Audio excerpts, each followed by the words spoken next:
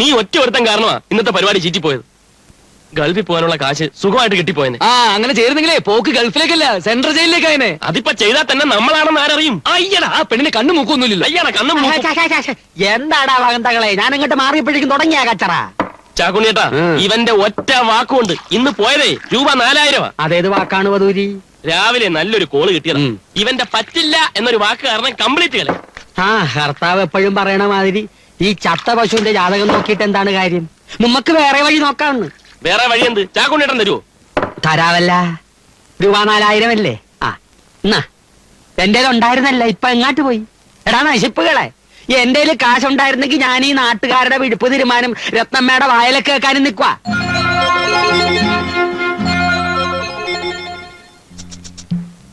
നിങ്ങളെന്തിനാണ് കയ്യിൽ വെണ്ണയും വെച്ചിട്ട് നെയ്ക്കലേണത് എന്ന് വെച്ചാ? എടാ, രത്നമ്മയുടെ കയ്യിലല്ലേ പൂത്ത പണം ഇരിക്കണത്. പലിശയ്ക്ക് പണം കൊടുക്കലല്ലേ തൊഴിൽ. ബ്ലേഡ് നമ്മൾ ചോദിച്ചാ തരുവോ? നീ ചോദിച്ചാ തരൂല്ല, പക്ഷെ ചോദിക്കേണ്ടവർ ചോദിച്ചാ തരും. അതാരാ?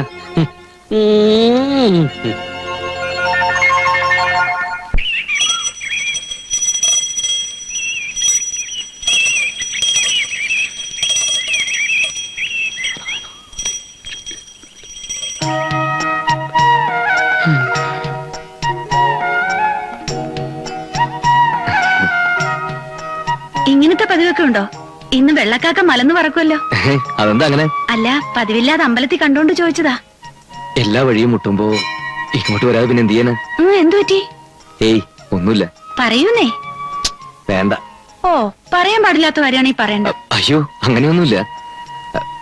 റോയിയുടെ ഗൾഫ് പോക്ക് മുടങ്ങുന്നതൊന്ന് വളരെ കഷ്ടപ്പെട്ട് 6000 രൂപ ഉണ്ടാക്കിയത്. ബാക്കി 4000-ന് ഒരു വഴിയും കാണുന്നില്ല. പിന്നെ ആരോടെങ്കിലും ചോദിക്കാന്ന് വെച്ചാ തന്നെ ഞങ്ങൾക്കൊക്കെ ആര് തരാനാ? പണയോ പാട്ടോ കൊടുക്കാന്ന് വെച്ചാ കയ്യിലിട്ടൊന്നും ഇല്ല തന്നെ. നാളെ ഒന്ന് വീട്ടിലേക്ക് വരാവോ? എന്തിനാ? ഒന്ന് വരൂന്നേ, ഒരു കാര്യം പറയാനാ.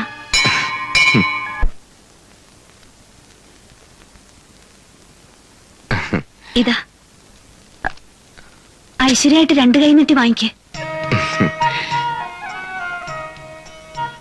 പിന്നെ പലിശയൊന്നും വേണ്ട കേട്ടോ, നല്ലൊരു കാര്യത്തിനല്ലേ. എങ്ങനെ നന്ദി പറയണമെന്ന് എനിക്കറിയില്ല. അത്ര വലിയ ഉപകാരം ചെയ്ത്. ജീവനുള്ളിടത്തോളം കാലം എനിക്ക് രത്നം മറക്കാൻ പറ്റില്ല.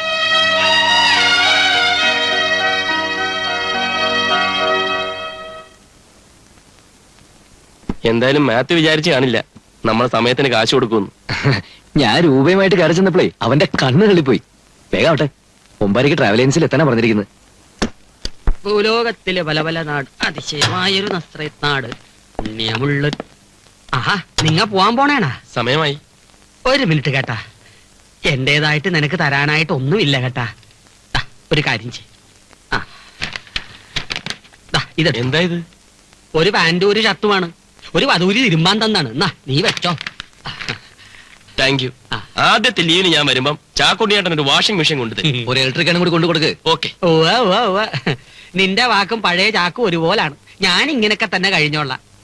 ഒരു കാര്യം പറയാൻ കേട്ടാ, അവിടെ ചെന്നിട്ട് ഒരുമാതിരി മറ്റേ കളി വേണ്ട കേട്ടാ. തലവെട്ടാണ് അവിടുത്തെ കുറഞ്ഞ ശിക്ഷ.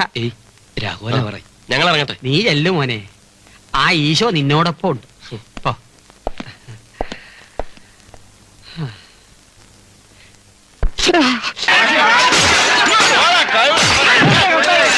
ഒരു മിനിറ്റ്, ഞാൻ പറയുന്നത്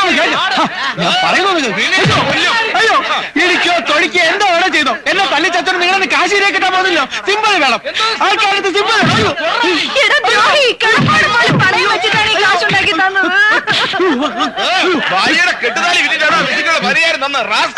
അല്ലെന്ന് ഞാൻ പറഞ്ഞില്ലല്ലോ. എനിക്ക് പറയാനുള്ളവരോട് കേക്ക്. ഞാൻ ഈ ട്രാവൽ ഏജൻസിയുടെ ജനറൽ മാനേജർ മാത്രമാണ്. സെക്യൂരിറ്റി മണി എന്ന് പറഞ്ഞ് 10000 രൂപ എണ്ണി കൊടുത്തിട്ടാണ് ഞാനും ഇതിനകത്ത് ജോലിക്ക് കയറിയത്. ആരും വെക്കാരും സമാനം പറയും. നമുക്ക് ഇതിന്റെ മുതലാളിയുടെ വീട് വരെ പോയി നോക്കിയാലോ? ഞാൻ രാവിലെ അവിടെ പോയി നോക്കിയിട്ടല്ലയോ വരുന്നത്. സകല സാധനങ്ങൾ എടുത്തോണ്ട് ആ കാലമാടം മുങ്ങിയിരിക്കുക.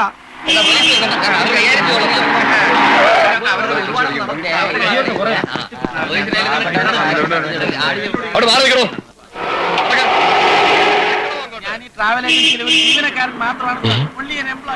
എന്തോ പ്രശ്നമുണ്ടല്ലോ. പോയി നോക്കാം. ഞാൻ നിരപരാധിയാണ്. എന്റെ അടുത്ത് അല്പമെങ്കിലും സിമ്പതി ഉണ്ടെങ്കിൽ നിങ്ങൾ വന്ന് എന്നെ ജാമ്യത്തിൽ ഇറക്കി. പ്ലീസ്, എന്നെ കൈ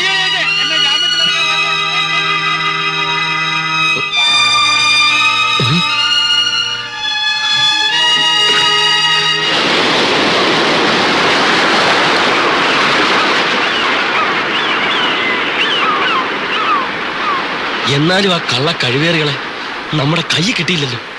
വല്ലാത്തൊരു വെട്ടില നമ്മൾ വീടിരിക്കുന്നത്. ഇനിയിപ്പോ എന്താ ചെയ്യാ? ചാടി ചത്താലോന്ന് വരെയുണ്ട്. പിന്നെയും വീട്ടിലെ കാര്യങ്ങൾ ആലോചിക്കുമ്പോ നീ വിഷമിക്കാതാ. എന്റെ തീരുമാനം ബോംബെക്ക് പോവാന്നാ. അവിടെ എവിടെയെങ്കിലും ഇട്ട് അമരെ പിടിക്കാം. അത് പിന്നത്തെ കാര്യം. ഇപ്പൊ എന്റെ പ്രശ്നം രത്ന എങ്ങനെ ഫേസ് ചെയ്യുന്ന. നമ്മൾ സത്യം പറഞ്ഞാലും ഒരു പക്ഷെ അവള് വിശ്വസിച്ചൊന്നും വരില്ല. എങ്ങനെയെങ്കിലും പണവും കൊണ്ട് തിരിച്ചു ചെല്ലാൻ പറ്റും. ഒരു വഴിയുണ്ട് രൂപ ഉണ്ടാക്കാൻ. നിനക്ക് എന്റെ കൂടെ നിൽക്കാമോ? വഴിയെന്താന്ന് വെച്ചാ പറ. മോഷണം. ഇനി അത് മാത്രമേ ബാക്കിയുള്ളൂ. അതുകൊണ്ടാ അതും കൂടെ ആകാന്ന് വെച്ചത്. റോയി, പിന്നെയും കുഴപ്പങ്ങളിലേക്ക് പോകാനാ നിന്റെ ശ്രമം. അല്ലെങ്കിൽ വേറൊരു വഴി നീ പറ. കാശ് കൊടുക്കുകയും വേണം, അധ്വാനിക്കാനും പറ്റത്തില്ല. മോഷണം അല്ലാതെ മറ്റെന്തെങ്കിലും ഉണ്ട്. ബെസ്റ്റ് വഴിയുണ്ട്, കള്ളവാറ്റ്. എന്നിട്ട് വേണം എക്സൈസുകാരെ നെടികൊള്ളാൻ. എന്നാൽ അത് വേണ്ട. സ്മഗ്ലിംഗ്, നോട്ട് ഇരട്ടിപ്പ്, ഡോളർ കച്ചവടം, ഹാഷിഷ്, ബ്രൗൺ ഷുഗർ, കോക്കൈൻ. നിർത്ത്. എടാ, നല്ല വഴിക്ക് ചിന്തിക്കുക. എടാ, നല്ലവരായിട്ട് ജീവിക്കാനല്ല ദൈവം നമ്മളെ ഇങ്ങോട്ട് അയച്ചത്. അതിന് വേറെ ആൾക്കാരുണ്ട്. നന്നാവാൻ നോക്കുമ്പോഴാ നമുക്ക് കൂടുതൽ കുഴപ്പങ്ങൾ ഉണ്ടാവുള്ളൂ. നീ എന്റെ കൂടെ നിന്നാ മതി.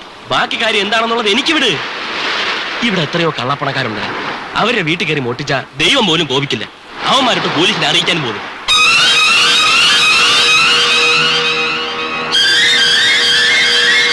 ധൈര്യമായിട്ടിരിക്കടാ, നമ്മൾ നേടും.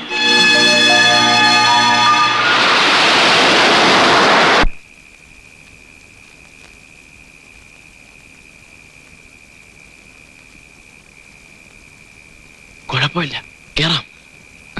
എടാ, അവസാന നിമിഷം ഞാൻ വീണ്ടും ചോദിക്കുക, ഇത് വേണോ?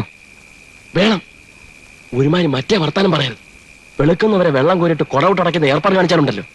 നീ ഒന്നും അറിയണ്ട, കൂടെ എന്നാ മതി. എല്ലാം ഞാൻ ഏറ്റ്.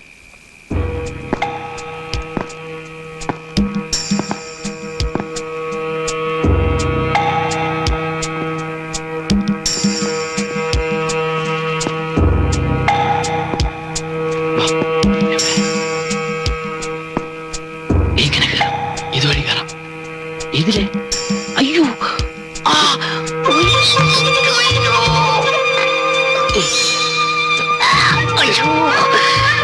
എന്റെ കഴുത്ത്.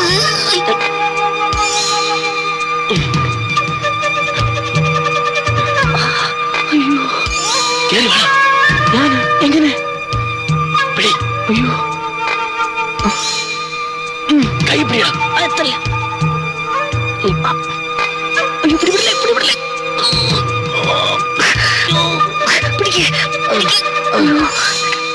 പഠിച്ചു കേട്ട അയ്യോ,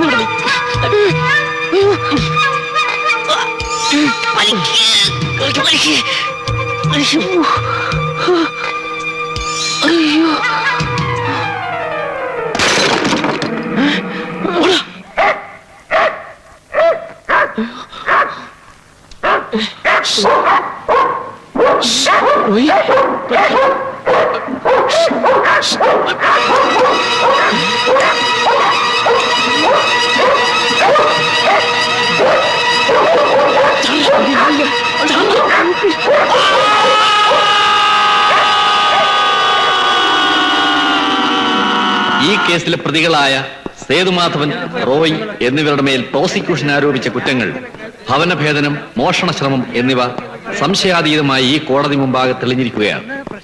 ആയതിനാൽ പ്രതികൾക്ക് 6 മാസം വീതം കഠിന തടവ് ശിക്ഷയായി നൽകുവാൻ കോടതി ഉത്തരവിടുന്നു.